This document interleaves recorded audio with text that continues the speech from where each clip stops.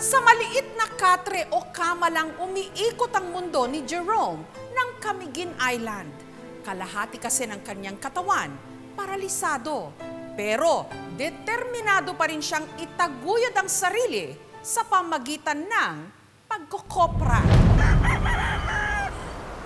Pagod na pagod ka na ba sa kakatrabaho?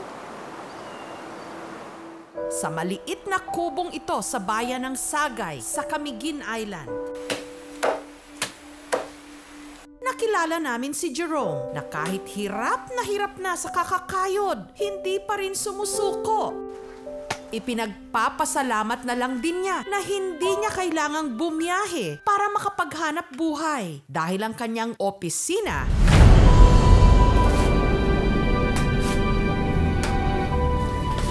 ang mismong katre na kanyang hinihigaan.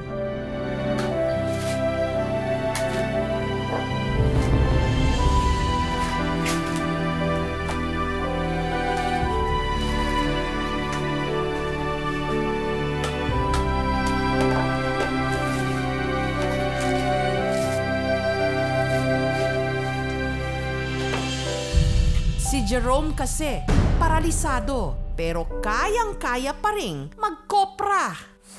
Magatakilid ako. Di ako magbunot, magtipat sa wheelchair, pirmiro. Masakit yung likod ko. Ako nakaupo. Madali rin nun ako. Naghihigdara.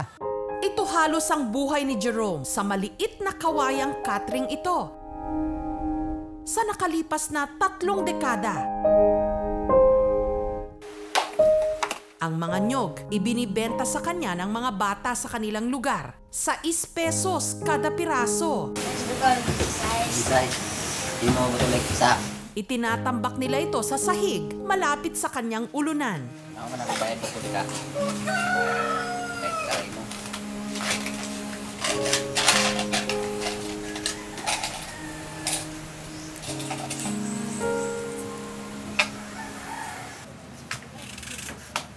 Dahil hindi makatayo si Jerome, sinusungkit na lang niya ang mga ito gamit ang kawayang stick na may talim.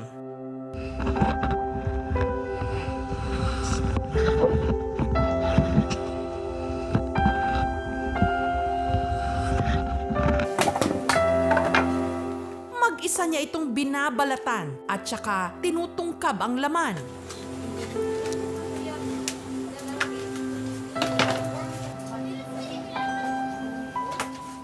Ang kanang kamay ni Jerome, ipinanghahawak niya ng nyog na inaangkla sa upuan para hindi mahulog.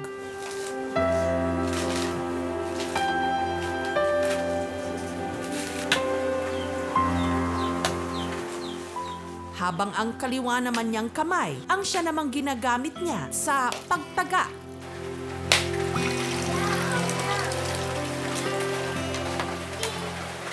Pero madali lang to, kunti lang naman. Ang mga nakuhang laman ng nyog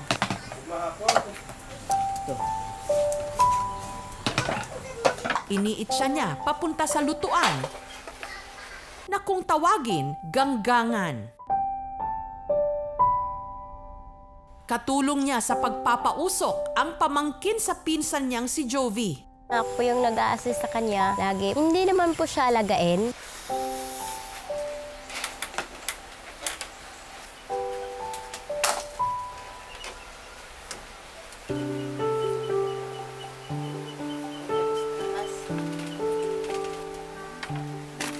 Ang mga pinatuyong nyog, isinisilid naman ang kapitbahay niyang si Mayet. Sikada ni mo ning mahalin na, uga na niya. Ibinibenta, 41 pesos kada kilo. Imon uwil, baligya.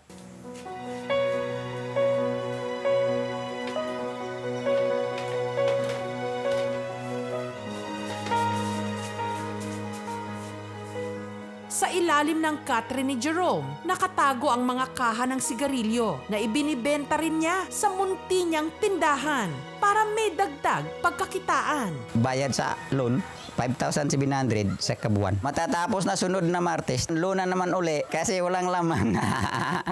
Nagsimula raw ang lahat 1 buwan bago ang ika-18 kaarawan ni Jerome. Palagi na naginip na nalulubog dito sa putik yung katawan ko. Halos siguro 1 buwan, pabalik-balik. Tila premonisyon sa paparating na trahedya. Nabundol yung sinakyan namin. Lumusot ako sa pintuan ng sasakyan. Kalaunan, sinabi ng doktor na hindi na ako makalakad. At kasi yung likod ko parang nadurog-durog. Inoperahan ako para lang daw makaupo. Mula noon, pinagpasa-pasahan na daw siya ng kanyang mga kapatid. Yung tatay ko, ganun din. Basul-basulong na. Di daw kuno siya mapobre tungod na ako. Kapatid mo, sige, alagaan natin. Dahirap at ginhawa po na lasing, away. Madugay siya, nagtampo, nagsarili siya sa ako tuwing agaw. Pag wanagutay kuan, wana tay silbi sa kalibutan. Sa puntong yon, nagpasya siyang mamuhay na lang na mag-isa, malayo sa kanyang pamilya. Kalak-kalak ako, mingon sila nga, so ako'y luming, magpakamatay na lang ko. Di ako sila nga, kamu man, lahi man ko. Bisan ni nga ko, gusto pa kong puyo ng kalibutan ha. Bonus na lang gunis akong kinabuhi. Muna nga ako ng pahimuslan ng bonusan eh. Para may tumingin sa kanya, pinatira na rin niya sa munti niyang kubo ang pamilya ni Rosalyn na siya ring toka sa gawaing bahay. 2 ka bulan na may nag-anid din eh. Tabang mo sa si Uncle. Para makaligo, binubuhat si Jerome ng kapitbahay niyang si Magellan.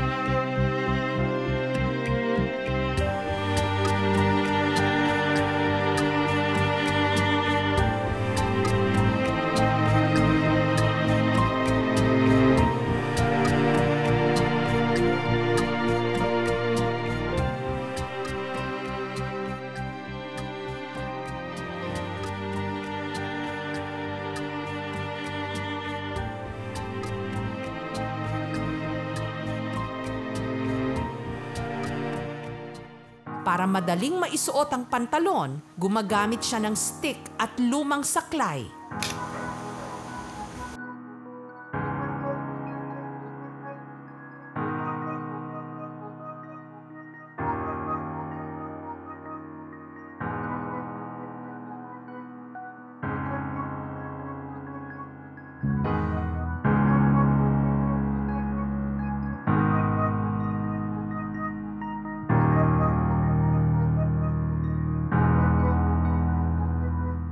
Dahil paralisado ang kalahati ng kanyang katawan, wala nang pakiramdam. Kanon na sa ilaga, uk-uk, mga lamigas, kanane, karsonisan ako siya pirmamin. Ihilot-hilot sa likod kasi masakit manggod, sakit. Muna nga, ako sa ilubag-lubag, kaya mawala.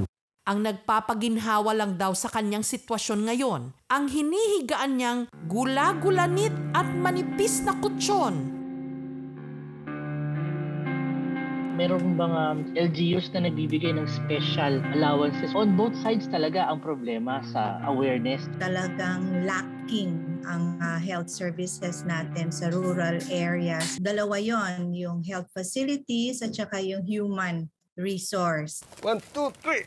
Samantala, ang isang sakong kopra na naipon ni na Jerome sa loob ng 3 buwan, sa araw na ito, sinadya ng kanyang suki na si Edwin. Imong halin, 1,178.75 centavos. Ang kita ni Jerome, agad niyang itinabi sa lumang kahon ng cellphone. Iniipon niya kasi ito para matapos ang pagpapagawa sa munti niyang kubo. Kung nakaroon nga pangandoy, kanay mahuman ko lang ni kabalay, sakto na. Sa hinay-hinay, igno nga buslot, manggay ko na lagi ang kahoy. Simula nung naaksidente si Jerome, hindi na ulit siya napatignan sa espesyalista. Kaya mula Camiguin, 4 na oras siyang ibinahe ng aming team pa Cagayan de Oro City para masuri ng isang neurospine specialist. Meron siyang complete spinal cord injury, total loss of motor and sensory function. Malala siya, hindi tayo makalakad. Pag ihi affected, yung sense impotence din. Sometimes nag-i-spasm yung muscle sa back or any part of the body. Meron organization na nagbigay sa kanya ng wheelchair at folding bed. We are from Metro Cagayan Eagles Club and also from the Northern Mindanao region. Nandito kami para magbigay sa iyo ng bagong wheelchair. Ang Department of Social Welfare and Development naman nagbigay ng grocery items, habang ang aming programa nag-abot ng financial assistance at bagong unan at foam para mas komportable si Jerome sa paghiga. Pwede na ni mukaon na nakatuloy sa adlaw, dili na wa, diwanit.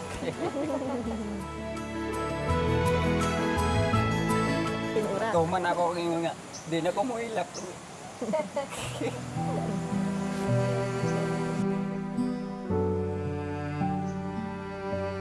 Nawadaan sa pag-asa, ayun na napag-unaunaan yun inyong mga gibati diya. Importante diya, buhi pa ta. Kaya nato ni. Sa ilang pananaw, lahi kita mismo ang makahatag nato og paglaom sa atong kaugalingon.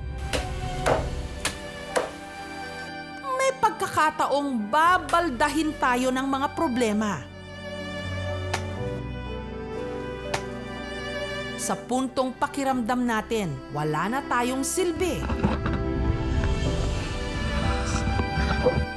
Mas lalo dapat nating itinataas at tinutulungan ang sarili. Laban!